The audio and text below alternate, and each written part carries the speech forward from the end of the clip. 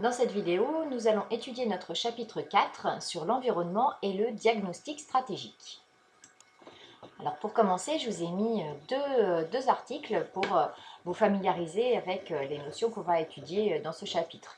Le premier, c'est un article sur les pêcheurs français qui vont obtenir des licences pour pêcher dans les eaux britanniques. Comme vous le savez sûrement, avec le Brexit, les pêcheurs français n'ont plus le droit d'aller, a priori, d'aller pêcher dans les eaux britanniques et ça leur cause un problème puisque la majorité de la Manche, c'est des eaux britanniques. Donc, il y a eu forcément des grosses négociations là-dessus dans les accords du Brexit. Et là, dans cet article, ils évoquent qu'il va y avoir des licences, des autorisations de pêcher qui seront délivrées à certains pêcheurs qui arriveront à démontrer qu'ils pêchaient dans cet endroit-là d'habitude avant le Brexit. Et donc, voilà, il y a un conflit à ce sujet-là pour les pêcheurs. Alors, la question que je vous pose sur ce document, c'est montrer en quoi le Brexit pénalise les pêcheurs français. Et donc, vous l'aurez compris, ce qui pénalise les pêcheurs français, c'est le fait de ne plus pouvoir pêcher comme avant dans les eaux britanniques, puisqu'a priori, le poisson, il est plus au large, et forcément, ça leur cause un manque à gagner, hein, puisqu'ils ne peuvent pas pêcher autant qu'avant. Ensuite, deuxième article, c'est forcément sur les conséquences du Covid-19 et c'est un article qui montre que les remontées mécaniques, elles sont restées fermées pendant ces vacances de février sans date de réouverture prévue. Alors c'est une décision politique qui a été prise suite à la crise sanitaire et en fait l'objectif, hein, vous le savez certainement, c'était d'éviter les traumatismes dus aux accidents de ski et d'éviter d'engorger les hôpitaux déjà surchargés pour les soins aux personnes malades du Covid. Donc voilà, là on a quand même une décision qui a été lourde de conséquences pour les stations de sport d'hiver et les entreprises de sport d'hiver. Et donc ma question, ça aurait été montrer l'influence de la crise sanitaire et d'une décision politique sur les entreprises de sport d'hiver. Et vous voyez bien qu'une décision politique peut avoir un effet direct et un effet négatif direct sur le chiffre d'affaires d'une société. Puisque forcément, là, pendant tout ce temps, les entreprises de location de ski, elles n'auront pas beaucoup loué de ski alpin. Voilà, alors vous voyez un petit peu où on veut en venir. Il y a des éléments extérieurs autres que la demande et l'offre qui vont influencer la réussite de l'entreprise. Et malheureusement, là, avec cette fermeture ou ces nombreuses fermetures à cause de la crise sanitaire, on va avoir des entreprises qui vont faire faillite. Et ce n'est pas de la faute de l'offre et de la demande, c'est vraiment de la faute de la crise, donc d'un autre élément. Et c'est ce qu'on va regarder un petit peu dans ce chapitre, parce que même si la demande et l'offre sont des éléments essentiels à connaître pour bien s'adapter à son marché, eh bien l'entreprise, elle doit aussi connaître d'autres choses, vérifier, surveiller d'autres choses. Et là, dans ces deux éléments, dans ces deux articles, je vous ai parlé d'éléments externes, c'est-à-dire pour les pêcheurs, c'était le Brexit, et pour les entreprises de sport d'hiver, c'était une décision politique pour la crise sanitaire. Et il y a aussi des éléments internes qu'il va falloir regarder. Donc c'est comme ça qu'on va organiser notre chapitre. Dans un premier temps, on va regarder le diagnostic interne de l'organisation et dans un deuxième temps, on va regarder l'environnement et le diagnostic externe. Alors ce terme de diagnostic, il est vraiment à garder puisque c'est ça qu'on étudie dans ce chapitre. Il y a un seul outil qu'on étudie dans ce chapitre, c'est le diagnostic stratégique qui se décompose en une partie interne et une partie externe. Et dans le travail que je veux que vous fassiez pour la fin du semestre, je veux que vous me mettiez quelques éléments. Alors, il ne faudra pas remplir forcément tous les tableaux que je vais vous montrer, mais quelques éléments de diagnostic interne et quelques éléments de diagnostic externe pour le produit et l'entreprise que vous aurez choisi. Alors, pour commencer ce diagnostic interne, en fait, vous avez retenu qu'il faut donc connaître avec précision ses caractéristiques, les caractéristiques propres de l'entreprise et sur quoi elle peut s'appuyer pour réussir, et puis les défauts qu'elle doit corriger. Alors, on va essayer, là, dans cette partie, de regarder les informations utiles à l'entreprise lors de ce diagnostic. Et finalement, on va voir qu'il y a deux grandes catégories d'informations utiles. Des informations sur les ressources et des informations sur les compétences de l'organisation. Dans le troisième document, je vous ai mis un petit quiz qui peut être proposé aux entreprises pour qu'elles sachent si elles sont prêtes à lancer leur activité ou pas.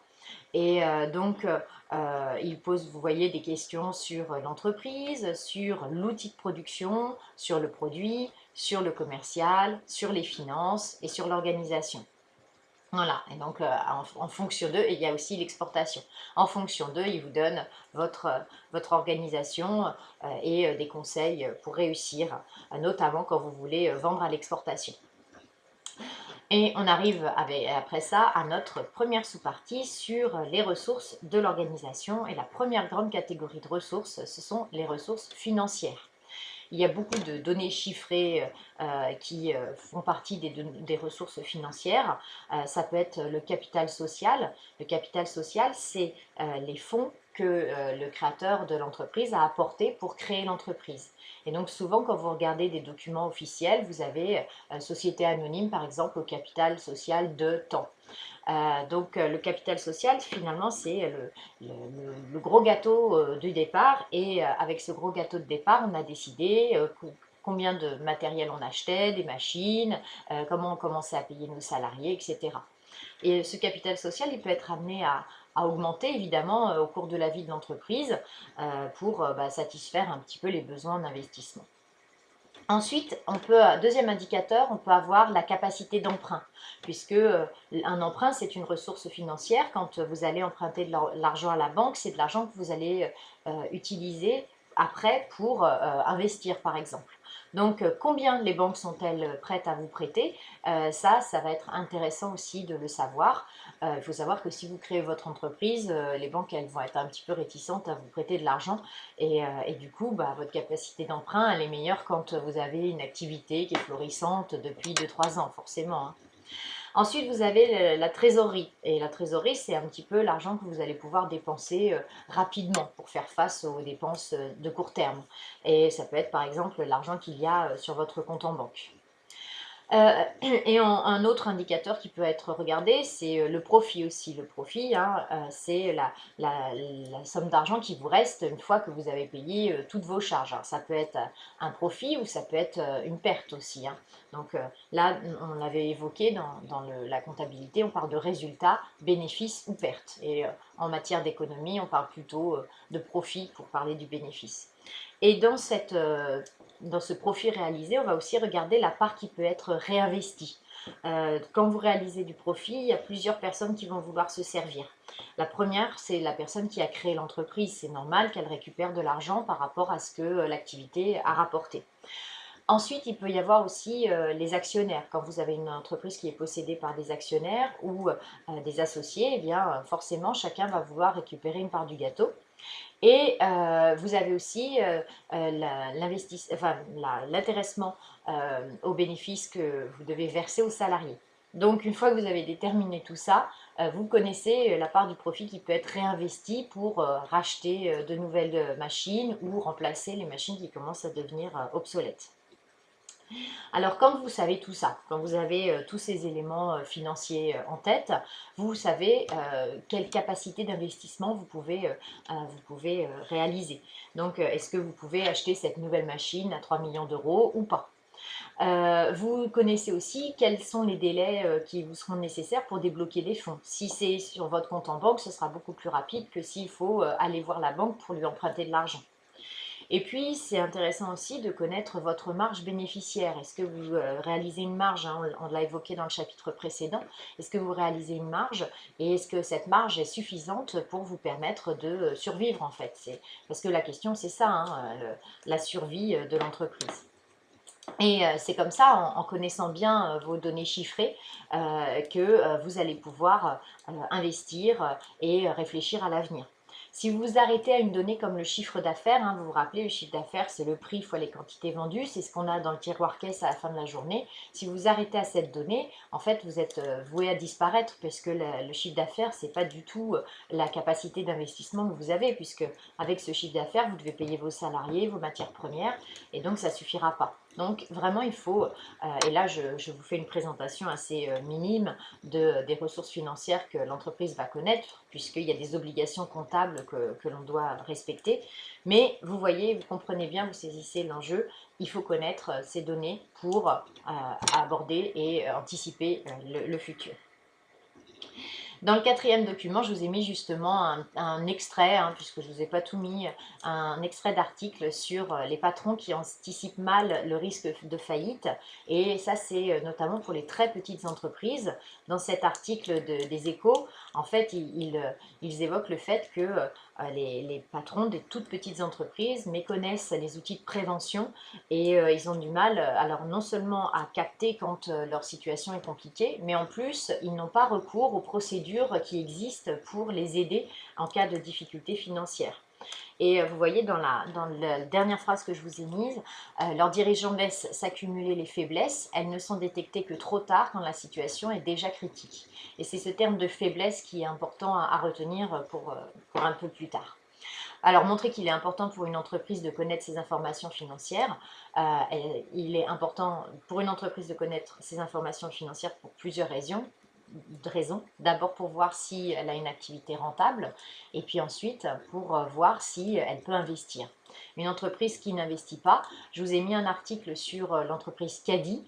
Une entreprise qui n'innove pas, eh bien, c'est une entreprise qui va péricliter et puis qui va peut-être disparaître. Donc, je vous invite à revenir sur cet article, je vous l'ai mis sur la page Facebook, l'article sur l'entreprise Caddy. Donc voilà pour les ressources financières. Autre ressource qu'il est important de connaître, c'est vos ressources humaines quantitatives. Alors forcément, quand vous êtes une toute petite entreprise et que vous avez un seul salarié, c'est facile à compter. Mais plus vous êtes grand, plus c'est compliqué de bien maîtriser combien de salariés. Donc, vous avez retenu hein, une organisation, enfin vous savez, c'est un ensemble de personnes qui vont poursuivre un objectif commun dans le temps où elles sont ensemble. Et forcément, les personnes et les personnes qui travaillent pour vous sont essentielles à la survie de l'entreprise. Et dans cette sous-partie-là, on les appréhende d'un point de vue quantitatif. Donc, combien j'ai de salariés? Est-ce que j'ai besoin de plus de personnes ou est-ce que j'ai besoin de moins de personnes? J'ai une salariée qui veut prendre un mi-temps, bon, bah, qu'est-ce que je fais? Est-ce que j'essaye de concentrer ses activités sur les collègues ou alors est-ce que je recrute une autre personne à mi-temps? Est-ce que j'ai mis en place un système de RTT et combien de jours de RTT, à combien de jours de RTT ont le droit mes salariés et auquel cas comment je fais quand ils ne sont pas là pour que le travail soit fait quand même. Donc rapidement vous vous rendez compte quand vous créez votre entreprise qu'il y a un certain nombre de tâches à réaliser, des tâches qui sont amenées à se développer et à un moment il faut prendre des décisions sur l'embauche ou sur le retrait de certaines personnes et ça c'est important aussi de faire le point parce que si vous payez trop de personnes pour des tâches qui se réduisent, et ben vous, pareil, vous perdez de la rentabilité. Donc c'est important aussi de connaître tout ça, notamment aussi, on y revient hein, au niveau financier. Ensuite, on a les ressources organisationnelles, troisième catégorie de ressources. Et donc, les ressources organisationnelles, c'est tous les éléments qui sont liés à l'organisation elle-même et qui permettent de produire des biens ou des services. Ces ressources organisationnelles, elles peuvent être matérielles, c'est-à-dire l'ensemble des machines, des produits et des ordinateurs que vous avez. Donc, matériel, ça va être, oui, comme je vous l'ai dit, les machines, les ordinateurs. Évidemment, vous devez faire correspondre vos ressources matérielles à vos ressources humaines. Imaginez, vous avez une entreprise de transport, vous avez 5 conducteurs et puis 2 camions.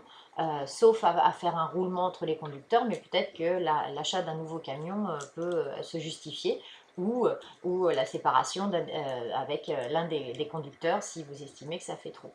Donc voilà, il y a ça à réfléchir, faire correspondre les ressources matérielles et les ressources humaines. Vous pourriez réfléchir à vous dire, bon ben voilà, mon usine de tel endroit, elle n'est pas rentable, donc je vais m'en séparer et puis je vais peut-être ouvrir une usine dans tel endroit où elle sera plus rentable. Vous avez aussi une autre catégorie de ressources que j'ai rangée dans cette notion organisationnelle, c'est les ressources liées à l'information. Est-ce que vous avez un bon système d'information qui vous permettent à la fois de vous faire connaître sur Internet et aussi est-ce que vous avez un bon système d'information à l'intérieur qui vous permet de faire tourner votre entreprise sans perdre trop de temps. Il y a tout un système, beaucoup de systèmes de logiciels de gestion intégrés et ces logiciels sont primordiaux aujourd'hui pour la bonne gestion d'une entreprise. Et puis, dans les ressources organisationnelles, vous pourriez aussi avoir des faiblesses ou des forces sur l'organisation de votre production.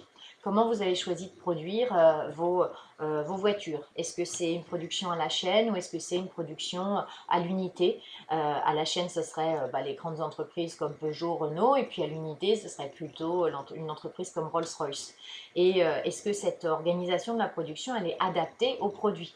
Évidemment, si vous avez un produit de grande consommation que vous voulez vendre pas trop cher, c'est mieux d'avoir une organisation à la chaîne plutôt que 20 personnes qui travaillent sur la voiture en un temps assez long parce que ça coûterait trop cher finalement en coût de production. Donc il faut adapter l'organisation de la production et le produit que vous fabriquez. Pour illustrer cette idée de mode de production, je vous ai rajouté un article sur Google et vous avez peut-être déjà entendu parler des open space. C'est ces bureaux où il n'y a pas de cloison entre les bureaux et finalement vous êtes très nombreux dans le même bureau et ça se voit beaucoup dans les films américains. Bon, le modèle d'organisation de Google, c'est pas du tout la même chose, puisque eux, ils essayent de favoriser vraiment le bien-être de leurs salariés sur leur lieu de travail. Je vous ai laissé la photo du salarié qui est dans sa piscine de voile. Du coup, ça illustre un peu tout ce qui est fait par Google. Et le but de ces mises en place, c'est évidemment de rendre vos salariés plus productifs. Alors, alors il y a 14 raisons qui expliquent pourquoi les salariés aiment travailler chez Google. Ça peut être intéressant. Ils viennent vous chercher pour aller travailler, mais ça, c'est à San Francisco, évidemment. Les chiens sont les bienvenus, ça, c'est quand même assez novateur. Vous voyez la raison 7, Google se soucie de votre bien-être général. Vous avez un bon pour un massage gratuit. Et donc, voilà, vous pouvez avoir des choses qui ne concernent pas forcément votre travail sur le lieu de travail. Google vous encourage à faire du sport et ce qui est intéressant aussi, c'est cette règle des 80-20 qui explique un petit peu le fonctionnement. Chez Google, on a adopté la loi de Pareto. 80% de votre temps doit être accordé à votre activité principale et les 20% restants pour se nourrir, les projets personnels, etc. Et donc, en fait, pour que vous ayez bien 80% à fond sur votre travail, eh bien, il s'occupe de tout le reste. Donc, la nourriture, vous n'avez pas à vous soucier de savoir comment vous allez manger le midi. Tout est géré, tout est encadré et rapidement, vous trouvez des solutions pour continuer à être productif, à être au travail. Donc voilà, ça c'est une ressource importante et si vous maîtrisez bien cette ressource, eh bien forcément ça peut avoir des effets très positifs et représenter une force dans votre entreprise pour générer plus d'argent et être plus rentable. On a fini avec les ressources et on arrive maintenant avec la notion de compétences. Et ces compétences, forcément, c'est ce que vous savez faire quelque part. Donc, les ressources, c'était ce que vous pouviez utiliser pour produire au mieux, pour être le plus efficace possible.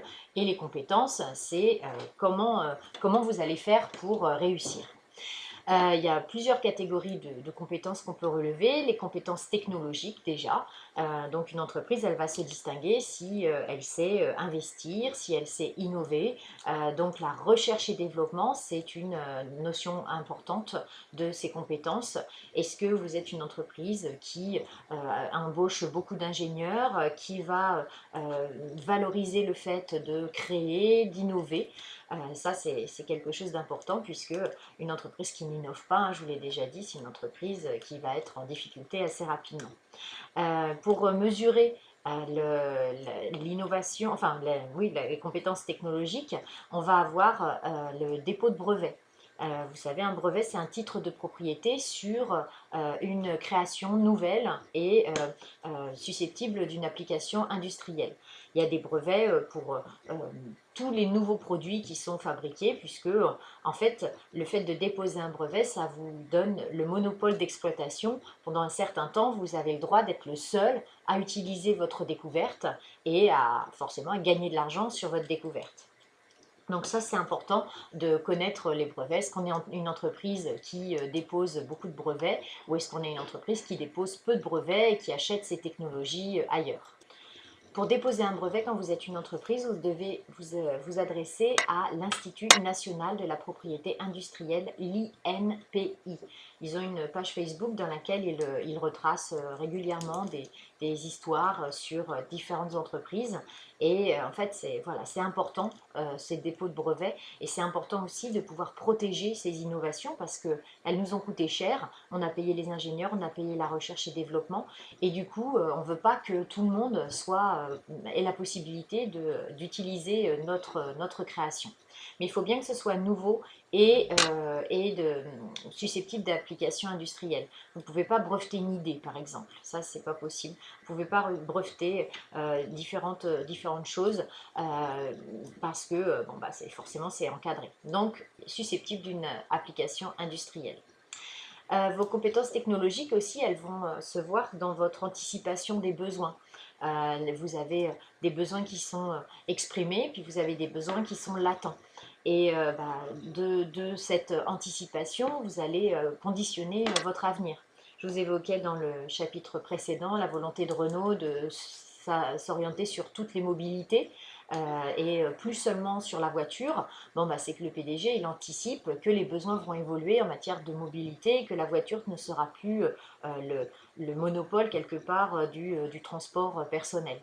Vous avez aussi des entreprises comme Apple qui se diversifie et Apple aujourd'hui ne fait plus que des appareils électroniques mais fait aussi de la télécommunication puisqu'ils ont lancé leur Apple TV plus et donc voilà, ils veulent concurrencer un petit peu les grandes entreprises comme Netflix et Disney qui se sont déjà bien lancées sur le marché. Donc ça, cette anticipation des besoins, c'est super important. Est-ce que je suis capable d'avoir une vision de l'avenir? Et la grande réussite, elle va dépendre de ça. Mais il n'y a pas de réussite sans les hommes qui travaillent hein, et les compétences humaines sont importantes aussi à connaître. Donc tout à l'heure, hein, je vous avais mis les ressources humaines quantitatives, c'est-à-dire compter le nombre de salariés et le nombre d'heures. Et là, on est vraiment sur ce que nos salariés savent faire. Et donc, c'est l'ensemble des éléments intellectuels qui vont, ou des ressources, on peut parler aussi intellectuelles, qui vont être apportées par vos salariés. C'est un économiste américain qui avait inventé ou utilisé la première fois cette notion de capital humain, c'est Gary Becker. Et l'idée, c'est de dire que le capital humain, il est assuré par la formation, vos savoir-faire, vos savoir-être, vos savoirs, et que ce capital, il peut augmenter au cours de votre carrière. Et l'idée de l'entreprise, c'est d'utiliser au mieux le capital humain dont elle dispose. Si elle a quelqu'un qui a beaucoup d'aisance dans la communication et qui aime bien aller vers le client et qu'elle le met dans un poste administratif pur, comptable, eh ben, elle n'utilise peut-être pas bien ses compétences humaines, vous comprenez? Et donc, voilà pourquoi nos compétences humaines doivent être connues dans l'entreprise pour les utiliser au mieux. Et parfois, vous avez des salariés que vous allez embaucher et qui vont vous apprendre des choses sur l'utilisation d'un logiciel, sur des techniques de production, et ça va vous apporter de nouvelles choses en plus que ces simples heures de travail. Donc la notion de compétence humaine, elle est très importante aussi à connaître. Alors, pour favoriser ces compétences et favoriser le fait que vos salariés utilisent leurs compétences à votre service, au service de votre entreprise, eh bien, vous pouvez mettre en place des actions diverses, comme je vous l'ai évoqué avec Google, mettre tout en place pour que les salariés se sentent bien et qu'ils aient envie de travailler pour vous. Un autre exemple, c'est une prime de Noël qui a été distribuée l'année dernière par un patron d'une société immobilière. Et donc, lors de la fête de Noël, il a annoncé qu'il avait une enveloppe de 10 millions de dollars à répartir entre ses 198 employés. Et vous voyez qu'en fait, il y a eu une moyenne de 50 000 dollars par salarié. Donc, ils ont ouvert leur enveloppe de Noël et ils ont trouvé un chèque conséquent, évidemment. Et en fait, c'était une méthode pour le fondateur de la société pour remercier les salariés et tout le travail qu'ils avaient effectué. Donc forcément, il leur a redistribué des parts de leurs profits, des profits de l'entreprise, des bénéfices. En quoi c'est important ici? C'est parce que bah, ce patron, il s'est garanti quelque part la fidélité de tous ses salariés, puisque avoir un patron qui vous donne si généreusement des parts du profit réalisé par l'entreprise, ça va vous inciter à rester, ça va vous inciter aussi à faire en sorte que l'entreprise, elle réalise des profits pour pouvoir en bénéficier l'année d'après. Alors on ne sait pas là si cette année il a pu faire pareil et distribuer encore pas mal d'argent à ses salariés. N'empêche que c'est un patron qui montre qu'il voit ses salariés, qu'il a de la considération pour eux et il ne les voit pas juste comme un coût du travail. Donc ça, c'est important de savoir valoriser ça. On a les compétences, mais il faut aussi mettre en place des systèmes pour que les salariés ils aient envie d'utiliser ces compétences pour vous. Troisième catégorie de compétences, les compétences commerciales. Est-ce que vous arrivez à bien vendre vos produits? Et ça aussi, c'est important. Quelles sont les relations que vous entretenez avec votre clientèle? Les relations, forcément, elles passent aujourd'hui par Internet, par les réseaux sociaux. Est-ce que vous répondez rapidement? Est-ce que vous répondez au téléphone déjà quand on vous appelle? Et ça, c'est important dans beaucoup d'entreprises. Si vous avez un problème et que vous vous appelez en tant que client et que l'entreprise ne répond jamais, forcément, vous n'aurez plus forcément envie de les recontacter à l'avenir. Donc les relations avec la clientèle, l'image de marque, le fait d'être reconnu, avoir sa notoriété, comme on l'a évoqué au chapitre précédent. Et forcément, vous allez pouvoir développer ces compétences commerciales grâce aux salariés que vous allez embaucher et qui vont avoir des idées novatrices certainement, mais vous devez y réfléchir. Comment valoriser l'image de mon entreprise auprès des clients potentiels et comment leur vendre au mieux les produits. Alors, l'exemple qu'on retient souvent, c'est Apple, puisque finalement, Apple, la grande force qu'ils ont, c'est pas uniquement sur l'innovation, mais c'est aussi beaucoup sur l'envie qu'ils arrivent à créer chez leurs consommateurs potentiels. Et c'est Steve Jobs qui avait commencé avec ses keynotes où une fois par an, il allait proposer la nouveauté de l'année et ils essayaient de créer comme ça une attente, une envie de découvrir. Et il y a des études qui ont montré que quand on utilise son iPhone, eh ben, on a dans le cerveau des neurones qui se mettent en action et c'est les mêmes neurones qui se mettent en action quand on est amoureux. Et donc le téléphone, ça devient le doudou. Donc ça, c'est quand même une grosse compétence commerciale qu'ils ont réussi à mettre en place.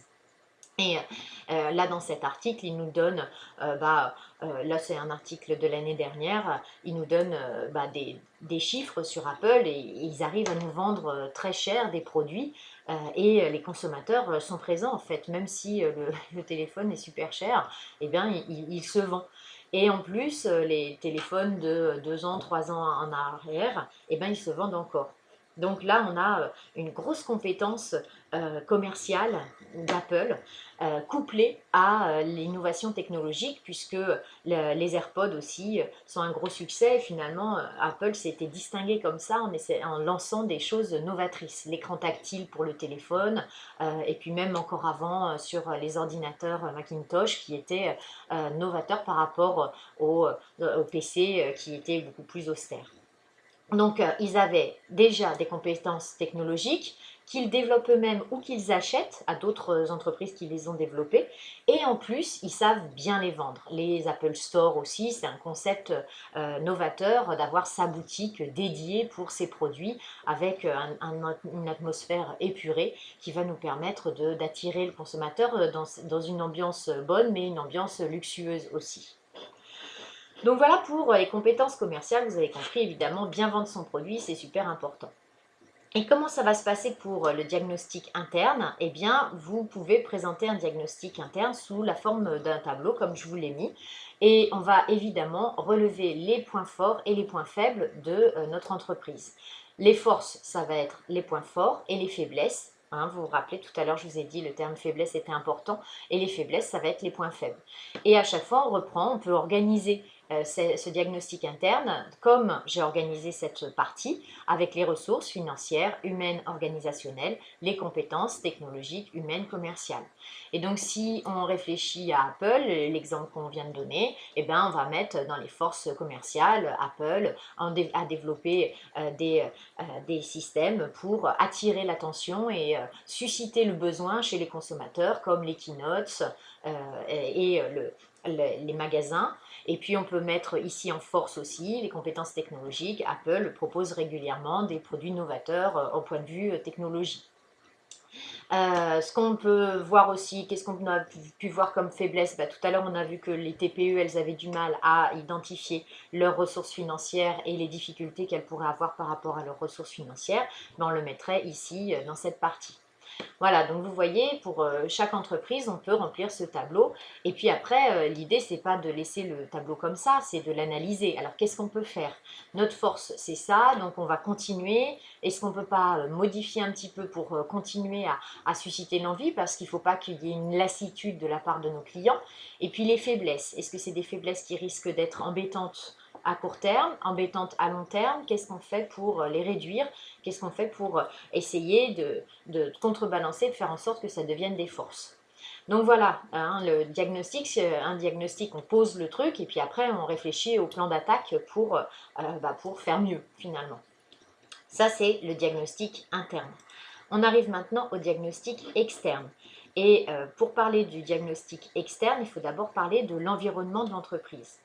Et l'environnement, tel qu'on va le voir, ça prend une notion plus large que l'environnement écologique. On peut définir l'environnement comme l'ensemble des éléments externes à l'organisation et qui ont une influence sur elle. Donc, ensemble des éléments externes à l'organisation et qui ont une influence sur elle. L'offre et la demande vont être des éléments externes à l'organisation et qui ont une influence sur elle. Mais on l'a vu dans les documents du début, avec le Brexit et la crise sanitaire, il y a d'autres éléments externes à l'organisation et qui ont une influence sur elle. Dans certains cas, cette influence, elle peut être réciproque, c'est-à-dire que les éléments ont une influence sur moi, organisation, et moi j'ai une influence sur eux aussi. Et dans d'autres cas, ça s'impose à moi, comme la fermeture des remontées mécaniques, ça s'impose à moi et je n'ai pas d'influence, moi, sur la crise sanitaire. Donc, ce qu'il faut retenir aussi par rapport à l'environnement, pour cette introduction de partie, c'est que l'environnement des entreprises, il est très complexe. Il faut maîtriser pas mal de choses, ne serait-ce que légal. Si vous embauchez une personne, il faut penser à la médecine du travail, il faut penser à la déclaration d'embauche, il faut penser à comment on élabore une fiche de paye, il faut penser, si vous arrivez à un certain nombre de salariés, à établir un règlement intérieur, à faire élire des représentants du personnel, à mettre en place un comité social et économique. Donc en fait, il y a plein de choses à savoir. Et forcément, si vous ne respectez pas les règles, vous allez être sanctionné. Et si vous ne respectez pas les règles un peu commerciales du marché, vous allez être sanctionné en ne vendant pas vos produits. Donc c'est hyper important de maîtriser son environnement. Il est très complexe et en plus il est changeant. Les besoins des gens évoluent, la société évolue et il va falloir absolument vous adapter. Je vous ai déjà parlé de l'exemple de Kodak qui était vraiment l'entreprise phare pour tout ce qui était photo. Et aujourd'hui, on n'entend presque plus parler de cette entreprise. Ils se sont recyclés, mais ils ne sont plus du tout dans la photo pour le grand public finalement.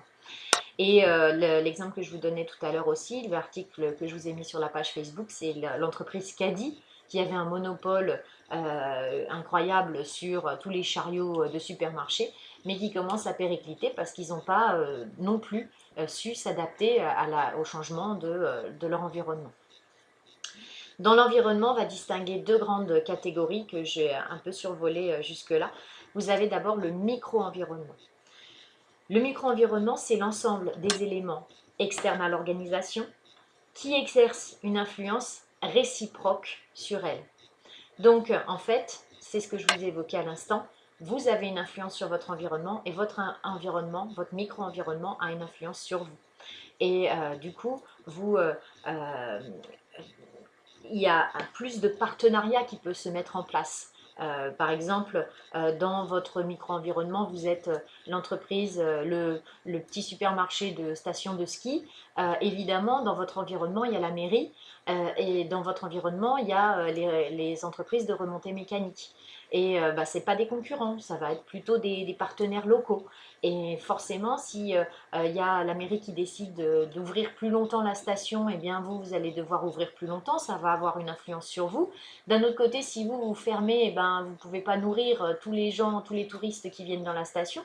Donc ça va avoir une influence sur la commune, parce que les touristes ne viendront pas finalement. Donc vous voyez, il y a une influence réciproque.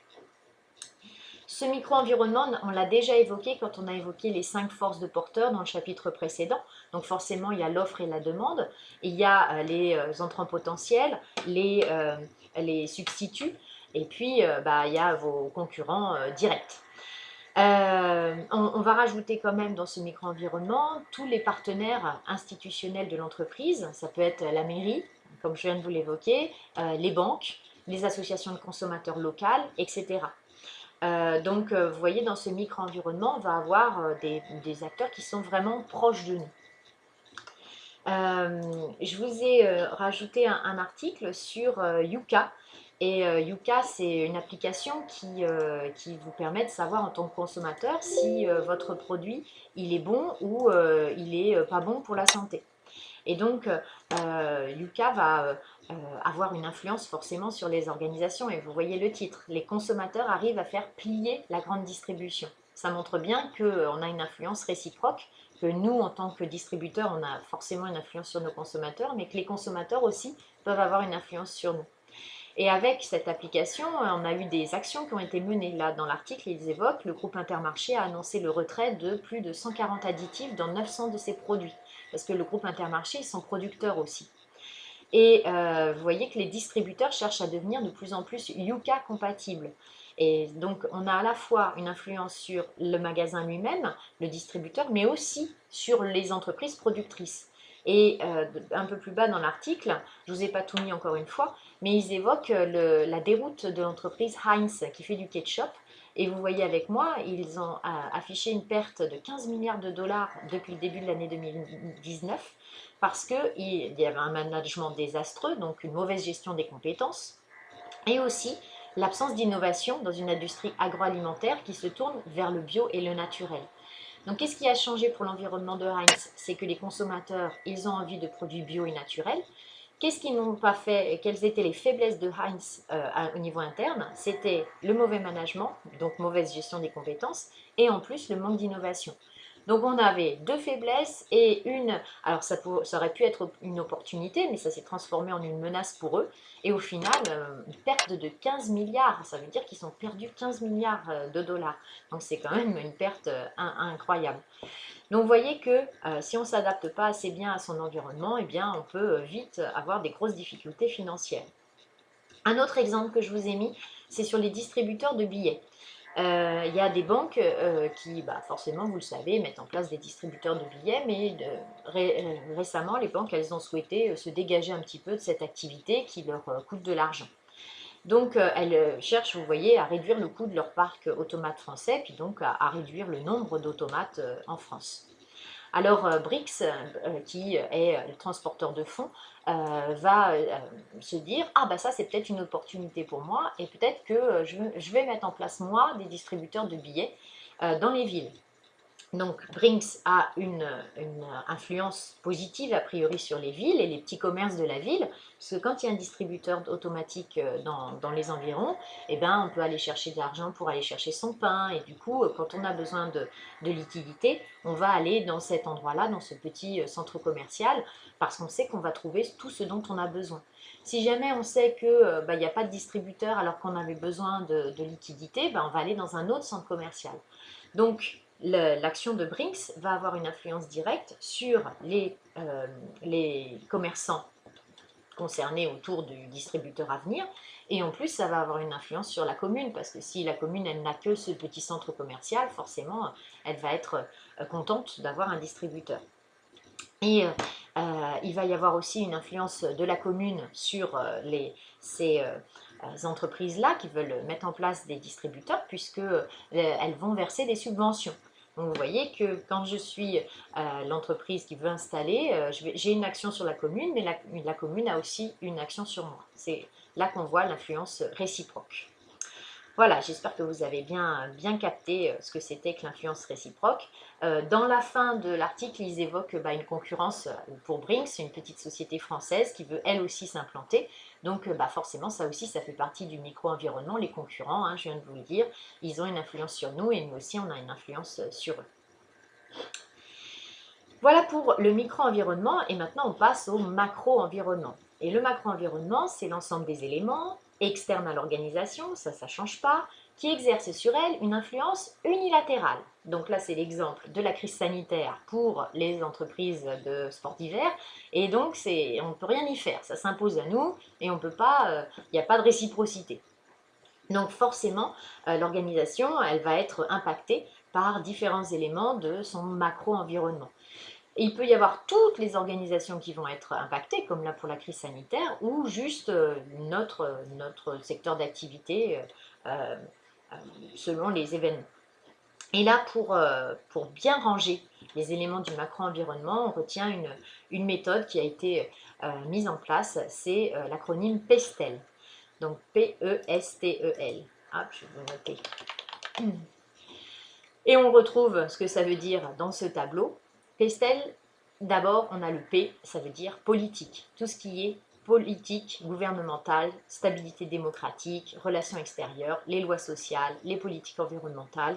Donc tout ça, toutes les décisions politiques qui ont une influence sur nous, elles sont dans notre macro-environnement, dans le P. Ensuite, on a un environnement économique.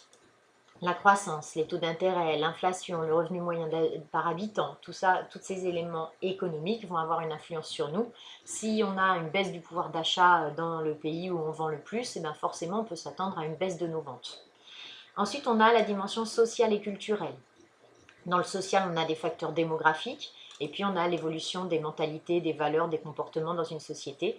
On évoquait tout à l'heure la volonté d'avoir plus de produits bio, plus de produits sains pour la santé. Et donc là, on le rangerait là-dedans. Ensuite, le T, il va être pour le mot technologique. Donc, quelles sont les innovations, les progrès technologiques autour de nous, hein, et les nouvelles technologies sur le tactile, est-ce qu'on ne peut pas les appliquer à la caisse enregistreuse qui va être automatisée dans les Auchan, dans les Décathlon par exemple. Ensuite, on a l'environnement écologique. Donc là, c'est l'accès aux matières premières, le respect de l'environnement, le développement durable, les catastrophes naturelles. Et enfin, l'environnement légal.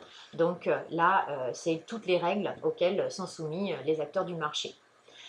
Quand vous avez par exemple une guerre dans un pays dans lequel vous vendez vos produits, vous allez plutôt sur l'environnement politique. Quand vous avez la crise sanitaire, on peut plutôt la rapprocher soit de l'environnement écologique, soit de l'environnement politique, puisqu'elle donne lieu à des décisions politiques qui impactent notre activité. C'est vraiment les décisions politiques qui impactent les entreprises. Le confinement, par exemple, c'est une décision politique suite à la crise sanitaire. Et justement, hein, évidemment, cette crise sanitaire, c'est un élément du macro-environnement, vous avez compris, hein, qui s'impose à nous, et nous, on n'a aucune influence sur lui. La Lufthansa, entreprise de transport aérien, elle a décidé de clouer au sol 25 gros porteurs et 125 avions court et moyen courrier. Et vous le savez, hein, les entreprises de transport aérien, elles sont en difficulté parce qu'il y a moins de voyages qui sont réalisés. Pendant le confinement, évidemment, il n'y en avait presque aucun. Et puis, les pays sont un petit peu frileux pour accueillir les ressortissants étrangers en attendant qu'on trouve des solutions pérennes à tout ça.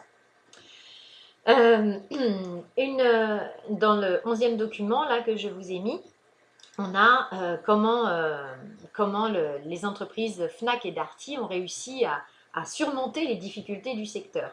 Donc, dans cet article, on nous dit que le secteur de produits culturels et d'électroménager vend moins qu'avant. Et dans ce contexte, dans cette menace environnementale, les entreprises Fnac et Darty, qui sont ensemble, hein, eh bien, elles ont réussi à tirer leur épingle du jeu et à finalement continuer à augmenter leurs ventes. Et finalement, quand on regarde de près cet article, on voit que on peut distinguer la réussite par les ventes. Et là, ils nous disent que leur chiffre d'affaires est quand même en baisse. Et les ventes aussi, on a les titres financiers. Et là, sur les marchés financiers, bah, finalement, les investisseurs font confiance aux entreprises Fnac et Darty parce qu'en en se liant ensemble, eh bien, ils ont réduit leurs coûts et donc ils deviennent plus rentables qu'avant. Oui, c'est comme ça qu'ils évoquent les synergies confirmées à 130 millions d'euros d'ici la fin de l'année.